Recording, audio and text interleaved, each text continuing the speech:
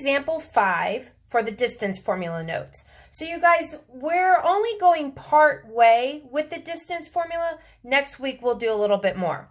So I've given you the distance formula, which is x sub 2 minus x sub 1 squared plus y sub 2 minus y sub 1 squared. And then I reminded you of what an ordered pair looks like. So these are our ordered pairs. So this -9, that is x sub 1. This 7 is y sub 1. It just means your first x, your first y.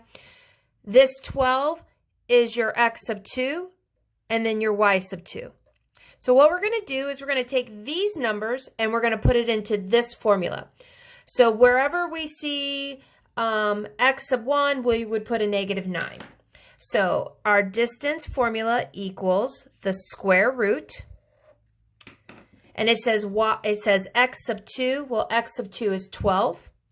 So I'm going to put 12. It's always minus. X sub 1 is -9. So I'm going to put -9 and I'm going to square it. You guys remember it is minus -9. Then it says plus. So I'm going to put a plus sign.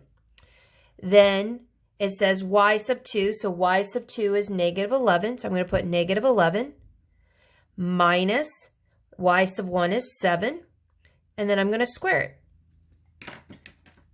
Now what I'm going to do is I'm going to change those negative signs and those minus signs. So distance equals